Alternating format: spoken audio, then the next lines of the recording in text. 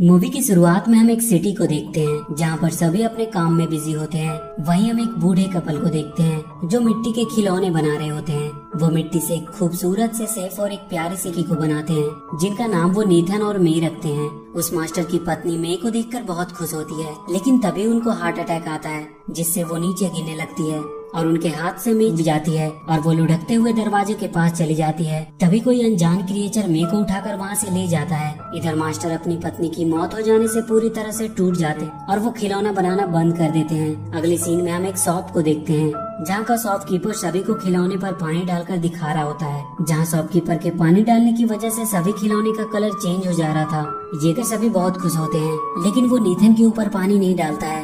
ये देखकर एक लड़की उससे पूछती है कि क्या इस पर पानी डालने से इसका भी कलर चेंज हो जाएगा, और वो उस पर पानी डालने ही वाली होती है कि तभी शॉपकीपर उसे रोक देता है और उससे नीथन पर दूर रख देता है और कहता है कि इसे टच मत करो, ये बहुत मूल्यवान है। ये उस मास्टर के द्वारा बनाया गया लास्ट खिलौना था। बेशक ये अपना कलर चेंज नहीं कर सकता है और उन्हें समझ नहीं आ रहा कि आखिर ऐसा क्यों होता है और इस वजह वो इसे बेच भी नहीं सकते। इसके बाद हम रात का समय देखते हैं जहाँ पर सभी खिलौने जिंदा हो जाते हैं और सभी अपनी अपनी सुंदरता और पानी डालने पर रंग बदलने की काबिलियत की बड़ाई कर रहे होते हैं। लेकिन यहाँ पर नीथन चुप है क्योंकि उसके पास पानी डालने पर कलर चेंज करने की काबिलियत नहीं होती है। और जब बाकी के खिलौने नीथन से उसके पावर के बारे में पूछते हैं तो वो बातें बनाने लगता है। इसके बाद ये लोग खूब मस्ती करते हैं और इसी दौरान एक बार पीछे से आकर सबको डरा देता है जिससे सभी लोग उस पर बहुत गुस्सा करते हैं और वो वहाँ से चले जाते हैं। यहाँ पर नीथन कहीं ना कहीं अपने कलर ना चेंज कर पाने की वजह से बहुत दुखी होता है और वो खिड़की पर आकर बैठ जाता है जहाँ उसका फ्रेंड रेड पिगी भी आता है और वो नीथन को समझाता है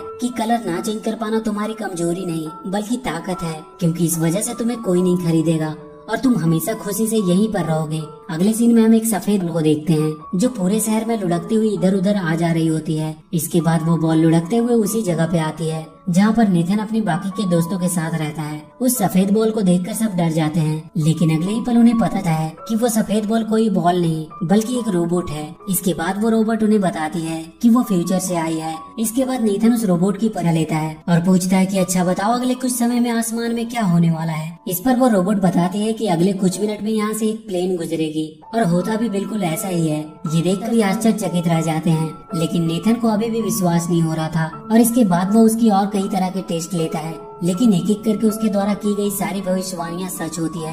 ये देखकर नीथन को भी पूरा विश्वास हो जाता है कि वो रोबोट सचमुच फ्यूचर से आई है। इसके बाद वो उस रोबोट से अपने कलर ना चेंज कर पाने की वजह पूछता है, लेकिन वो इस सवाल का जवाब नहीं दे पाती है और वो नीथन को बताती है कि शायद इसका जवाब फ्यूचर में उस जगह जाने पर मिल सकता है जिस समय तुम्हें बनाया गया था। रोबोट का ये आइडिया नीथन को बहुत पसंद आता है और वो उसके साथ उस झूले की तरफ निकल पड़ता है जहाँ से एक वर्म होल की मदद से रोबोट भविष्य से यहाँ आई थी। वो किसी तरह इंसानों की नजर से बचते हुए बड़ी मुश्किल से आगे बढ़ रहे होते हैं। वहीं दूसरी तरफ हम रेड पिगी को देखते हैं जो एक साइंस की किताब को अपने पीठ पर बांधकर नीथन की तरफ निकल पड़ता है क्योंकि उसे साइंस में बहुत रुचि होती है। इसलिए उसे लगता है कि वो नीथन को भविष्य में जाने में मदद कर सकता है। वहीं दूसरी तरफ हम नीथन और रोबोट को देखते हैं जो बहुत मुश्किलों का सामना करके किसी तरह उस झूले के ऊपर पहुंच जाते हैं जहां पर रोबोट के हिसाब से वो वर्म होल था जिसकी मदद से वो भविष्य से यहाँ आया था। लेकिन वहाँ पर कुछ भी वैसा होता है और वो दोनों फ्यूचर में जाने के चक्कर में गिरते हुए एक घर में आ जाते हैं जहाँ पर ढेर सारे पालतू जानवर होते हैं और यहाँ पर एक बूढ़ा कछुआ भी होता है। वो जब नीथन की परेशानी के बारे में सुनता है तो वो उसे बताता है कि तुम्हारे सवालों का जवाब एक ही आदमी दे सकता है जिसका नाम है 3W मैन, जो सब कुछ जानता है, जो सबसे बड़ा ज्ञानी है। उसके पास हर सवालों का जवाब होता है। इसके बाद वो नीथन को एक मैप दिखाता है और बताता है कि 3W मैन तक पहुंचने के लिए उसे अंडरवर्ल्ड के अंधेरे रास्तों से होकर जाना पड़ेगा और उन अंधेरे रास्तों में इविल फ्लैश नाम का एक शैतान रहता है जिनसे उन्हें बचकर आगे बढ़ना होगा, वरना अगर उसकी नजर उन पे पड़ तो या तो वो उन्हें बंदी बना लेगा या फिर जान से मार देगा। इसके बाद नीथन रोबोट के साथ 3W मैन की तलाश में निकल पड़ता है। अब ये दोनों इंसानों की नजर से बचते हुए गटर में आ जाएं और गटर के रास्ते आगे बढ़ने लगते हैं। आगे बढ़ने के दौरान एक बार नीथन रोबोट को यूं ही स्पिन करने को बोलता है और वो ये देखकर हैरान हो जाता है कि वो रोबोट सच में स्पिन करने लगती है। इसके बाद नीथन रोबोट को बोलकर रोक देता है और उससे पूछता है कि ये क्या है। इस पर वो रोबोट नीथन को बताती है कि उसे नहीं पता। दरअसल उस रोबोट में एक वॉइस कमांड का फीचर होता है जिससे कोई भी बोलकर रोबोट को कमांड दे सकता है और अपनी मर्जी के हिसाब से उसे इस्तेमाल कर सकता है। तभी हम वहाँ एक चूहे को देखते हैं जो एक छोटे से गिफ्ट को लेकर जा रहा होता है। अब जब नीथन रोबोट के साथ कुछ आगे बढ़ता है कि तभी उसे नीचे वो गिफ्ट पड़ा दिखाई देता है जो वो चूहा लेकर जा रहा था।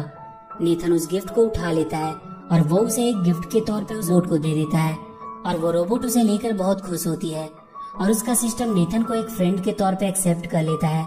अब जब वो लोग आगे बढ़ रहे होते हैं कि तभी उन्हें महसूस होता है कि कोई भारी चीज उनकी तरफ से बढ़ रही है और अगले ही पल ये देखते हैं कि पानी की एक बहुत बड़ी लहर इनकी तरफ तेजी से बढ़ रही है। ये देखकर नेथन एक लटकती हुई सीढ़ी पर चढ़ जाता है और वो रोबोट भी अपनी जान बचाकर भाग रही होती है कि तभी उसके हाथ से नेथन द्वारा दिया गया गिफ्ट नीचे गिर जाता है और रोबोट अपनी जान की परवाह किए बिना उस गिफ्ट को उठाने जाती है। इसके बाद ये लोग किसी तरह बहुत मुश्किल से अपनी जान बचा पाते हैं। इसके बाद नेथन उस रोबोट से पूछता है कि तुमने अपनी जान की बाजी लगाकर उस बेकार से गिफ्ट क्यों उठाया। इस पर रोबोट बताती है क्योंकि वो उसका दोस्त है। यहाँ पर हमें पता चलता है कि रोबोट नेथन को अपना कितना बड़ा फ्रेंड मानती है।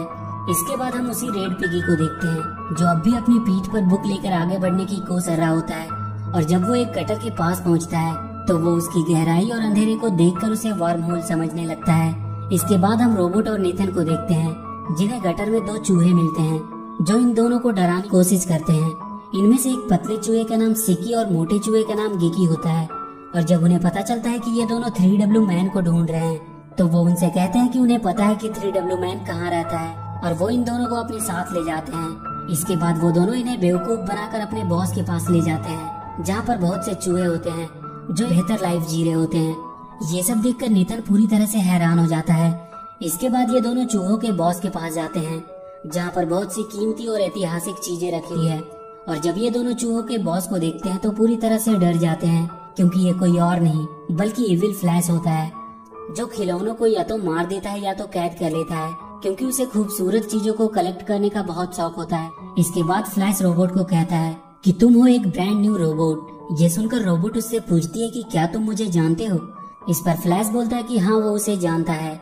इसके बाद हम फ्लैशबैक कस देखते हैं जहाँ पर सिकी और गिकी एक लैब में चोरी करने जा रहे होते हैं जहाँ पर एक वैज्ञानिक अपने असिस्टेंट की मदद से उस सफेद रोबोट को बना रहा होता है और वहीं पे सिकी और गिकी की गलती की वजह से वो रोबोट अपनी जगह हट जाता है और लुढ़कते हुए इधर उधर जाने लगता है जिसे देखकर वैज्ञानिक अपने असिस्टेंट के साथ उसे पकड़ने की कोशिश करता है। और एक ऐसा समय आता है जब बाहर का गेट बंद होने की वजह से रोबोट नहीं जा पाती और वैज्ञानिक उसे पकड़ लेते हैं लेकिन तभी उनका गार्ड गलती से दरवाजा खोल देता है जिससे रोबोट वहाँ से निकल जाती है और वैज्ञानिक उसे पकड़ नहीं पाते हैं। ये देखकर वैज्ञानिक का असिस्टेंट गार्ड को उसकी नौकरी से निकाल देता है क्योंकि उसी के दरवाजा खोलने की वजह से उसका रोबोट वहाँ से भाग गई होती है। और यहाँ पर हमें पता चलता है कि वो रोबोट कोई भविष्य से नहीं आई होती है बल्कि वो एक लैब में बनी होती है।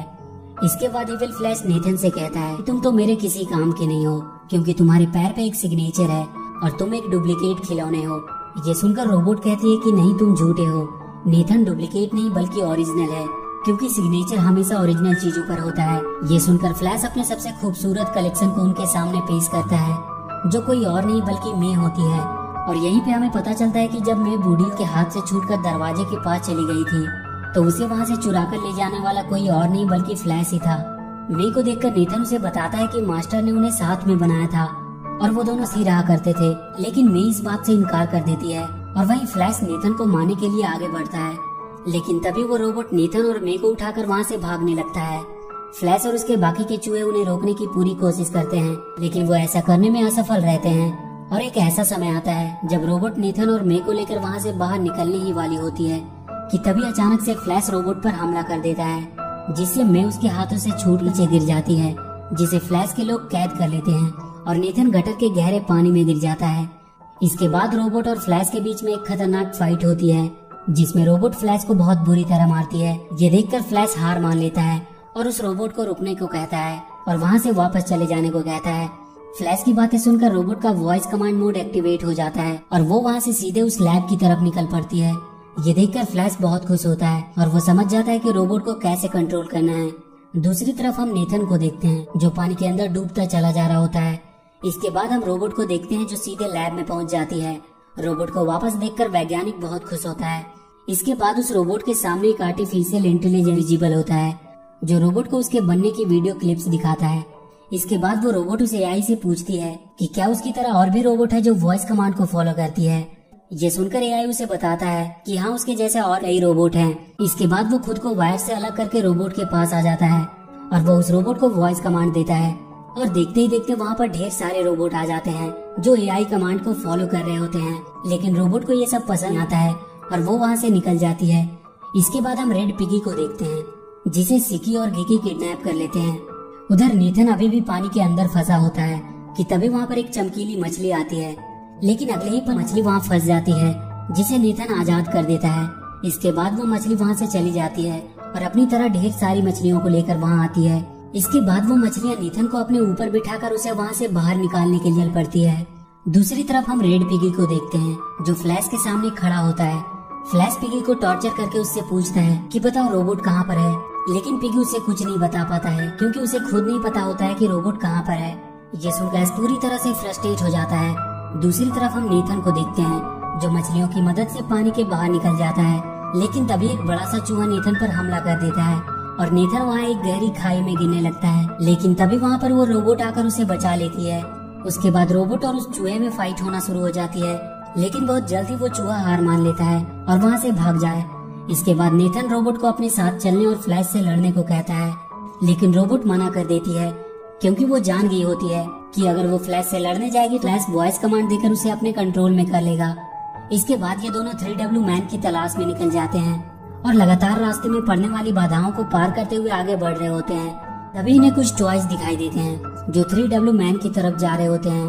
दरअसल आज 3W मैन का बर्थडे होता है और आज वो किसी एक के सवालों का जवाब देगा, इसीलिए सभी अपने सवालों को लेकर 3W मैन पास जा रहे होते हैं। नेथन और रोबोट भी उन्हीं के साथ निकल पड़ते हैं और उस जगह पे पहुंचते हैं जहाँ पर 3W मैन रहता है।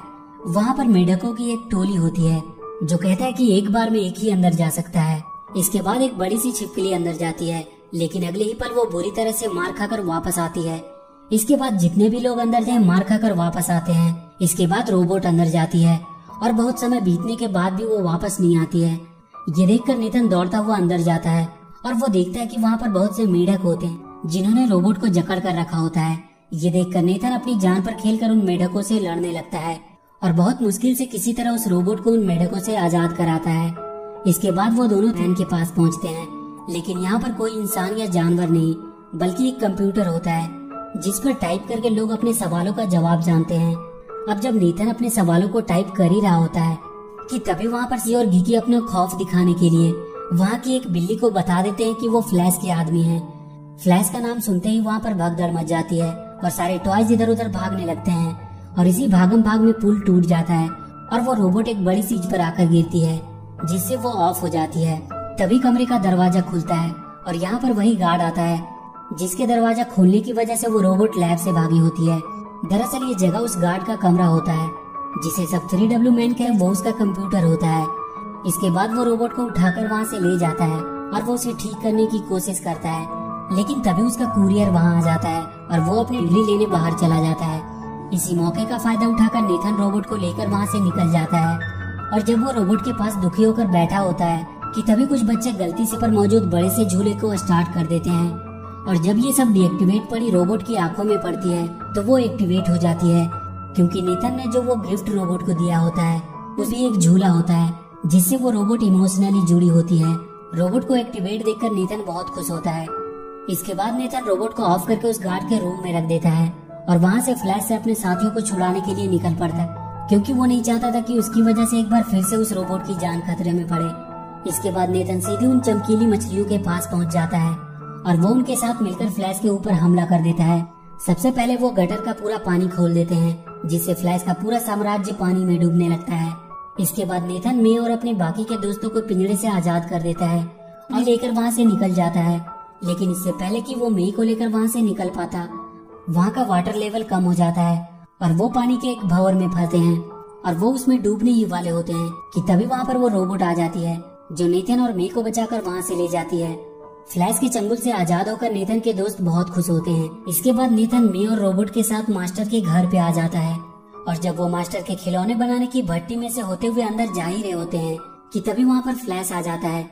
फ्लैश को देखकर रोबोट उसे मारने के लिए आगे बढ़ती है, लेकिन फ्लैश को वॉइस कमांड देकर अपने कंट्रोल में कर लेता है और वो उस रोबोट से ही नेथन और मे पर हमला करवाने लगता है। और एक ऐसा समय भी आता है जब रोबोट नेथन और मे को मारने वाली होती है कि तभी उसके अंदर रखा वो गिफ्ट नेथन ने रोबोट को दिया था वो रोबोट के अंदर से निकलकर बाहर आ जाता है और जब रोबोट की नजर उस गिफ्ट पर पड़ती है तो उसके अंदर बदलाव होना शुरू हो जाता है और देखते ही देखते वो वॉइस कमांड से खुद को आजाद कर लेती है। इसके बाद वो वॉइस कमांड की प्रोसेस करने वाली चिप को तोड़ देती है और उसके बाद वो फ्लैश को बुरी तरह से मारती है।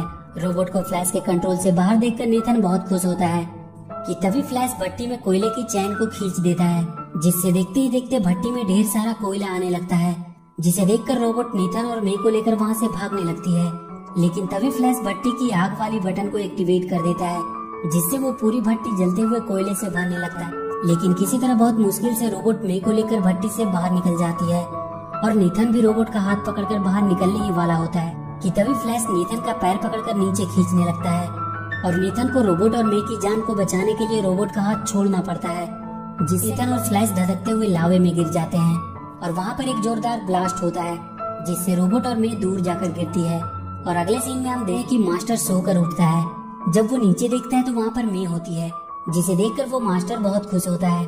इसके बाद वो देखे कि उनकी भट्टी का दरवाजा टूटा हुआ है और जब वो अंदर हाथ डालकर देखता है तो वहाँ पर नेथन होता है, जो बिल्कुल काला पड़ गया होता है। इसके बाद वो नेथन को पोंछकर साफ कर देता है और उसके बाद वो एक सफेद चमकता हुआ रियल सेफ लग रहा था। ये देखकर वो बहुत खुश होता है क्योंकि फाइनली उसका भी कलर चेंज हो गया था। इसके बाद वो दोनों रोबोट के पास जाते हैं जहाँ पर वो टूटी पड़ी होती है।